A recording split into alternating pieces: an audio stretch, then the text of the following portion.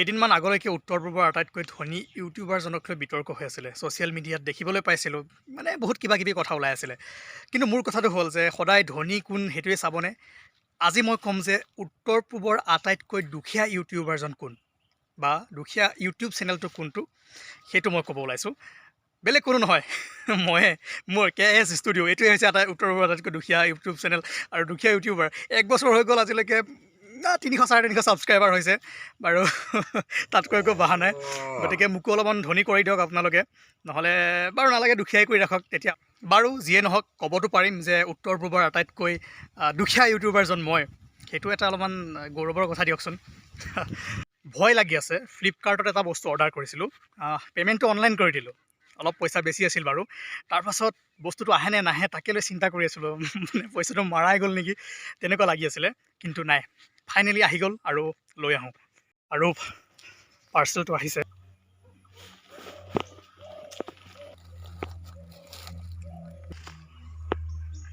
OTP লাগিবতো। আহি গ'ল এইটো। গতিকে যদি আপোনালোকে বিচাৰে কি আছে ইয়াৰ ভিতৰত, তেনেহ'লে আনবক্সিং কৰি দিওঁ আৰু।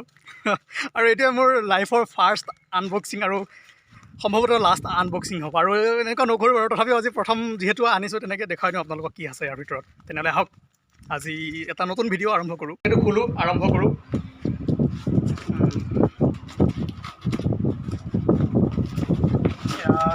কি আছে এইটো মোবাইল হয়, চাই লওক আপোনালোকে। Redmi 9 Prime। তেনেহ'লে আহক এইটো খুলি চাওঁ, ভিতৰত বা কি আছে এবাৰ চাই লওঁ। বাহিৰতো দেখিছোঁ এইটো মোবাইল আছে, বৰ ধুনীয়া লাগিছে বাহিৰত দেখি। এতিয়া ভিতৰত বা কি সোমোৱাই দি পঠিয়াইছে, এতিয়া মইতো গম নাপাওঁ, অলৰেডি পইচা পে' কৰিয়ে দিলোঁ। গতিকে আহক খুলি চাওঁ কি আছে। এখন পেলাই দিওঁ। আৰে কিবা কাগজহে ওলাইছেচোন। এতিয়াহে আছে আচল মোবাইলটো। এইটো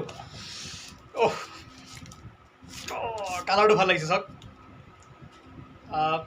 চাওক আপোনালোকে কওক, মই একো নকওঁ বাৰু, ইয়াৰ পৰা একো কমেণ্ট নিদিওঁ, কাৰণ এইটো ধৰক ইয়াৰ পৰা মোৰ একো লাভো নহয়, লোকচানো নহয়, খালি মই দেখুৱাইছোঁ। 10,000ৰ ভিতৰত 9,999 টকা লৈছে ফ্লিপকাৰ্টত। বাকী মানে ফ্লিপকাৰ্টত অকণ ডিছকাউণ্ট পোৱা গৈছে, তাতকৈ অলপ বেছি দাম হয় নি অৰিজিনেল দামটো, নাজানো, তাত কাটি থৈ দিয়ে দামটো এনেকৈ কৰি। এইটো সঁচাই নে মিছাই মই আজিলৈকেতো মানে ভাবোঁ এইটো মোৰেই লাভ হয়, কিন্তু এইটো তেওঁলোকে জানিব। আৰু তথাপিও ভাল মোবাইল, ভাল মানে চলাই পোৱা নাই, কিন্তু বাহিৰৰ পৰা দেখিছোঁ ইয়াৰ যিটো ফিল হয়, ভাল লাগিছে। লৈ ফালে পাতল হয়, ইমান ওজনো নহয়, আৰু বস্তুটো বহুত কি বুলি ক'ম, এইটো মিহি হয়। আৰু স্ক্ৰীণখন চাব পাৰে, ডাঙৰ আছে, প্ৰায় 6.4 ইঞ্চি। মোবাইলটোৰ বাদেও আপোনাক লগত কি দিব, এডাল চাৰ্জাৰ দিব বাৰু লগত। চাৰ্জাৰ নিদিলে কেনেকৈ হ'ব, এইটো চলাৰ বেটেৰী নাই বাৰু। দুডাল চাৰ্জাৰ দিছে, ঠিক ঠাক, ভাল লাগিছে দেখি। দীঘল আছে বাৰু, আৰু ফাষ্ট চাৰ্জিং ইয়াতে ছাপোৰ্ট কৰে বুলি কৈছে। গতিকে ঠিক আছে, চি টাইপ হয় এইটো। ইয়াত থকা মতে 1 বছৰ ৱাৰেণ্টি আছে। এইটো ইমান মেটাৰ নকৰে, আপুনি যদি ভালকৈ চলায় 2-3 বছৰ, 4-5 বছৰ গুচি যাব। আৰু যদি আৰু বেয়াকৈ চলায় আজিয়ে শেষ হৈ যাব, যদি আপুনি ভাঙি দিয়ে, পানীত পেলাই দিয়ে। গতিকে এখন ইমান কাম নাই, তথাপিও ৰাখি থ'ব। যদি বেয়া হৈ যায় আপুনি হয়তো এক্সচেঞ্জ পাব পাৰে। আৰু লগতে কি দিছে এবাৰ দেখাইছোঁ, এইটো এটা কভাৰ এটা দিছে। কভাৰ ডিজাইনটো সেইটো ভাল লাগিছে, আপোনালোকে এবাৰ চাই লওক। ইয়াৰ কেমেৰা ষ্টাইলটো ভাল লাগিছে, পূৰা মিডিল মাজত আছে। আৰু লগতে কালাৰটো স্পেচ ব্লু হয়, কালাৰটো বঢ়িয়া, আপোনালোকে ল'ব পাৰে যদি লয়। 10,000 বাজেট যদি কম, 10,000ৰ ভিতৰত হয়। কোনো এইটো মোৰ মানে কৈ আপোনালোকক মোৰ লাভ নহয়, লোকচান নহয়, খালি কৈছোঁ, মই লৈছোঁ, আপোনালোকক দেখুৱাইছোঁ, ভাল হয়। আৰু এতিয়া অন কৰি চাওঁ কি আছে ইয়াৰ ভিতৰত।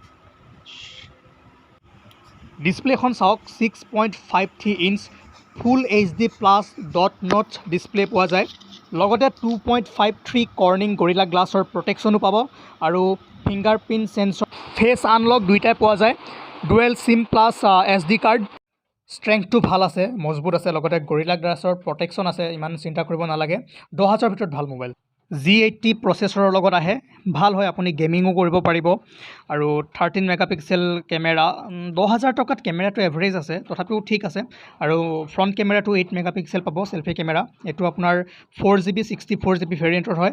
আৰু লগতে 5020 বেটাৰী, বহুত ভাল বেটাৰী, ফাষ্ট চাৰ্জিঙো পাব।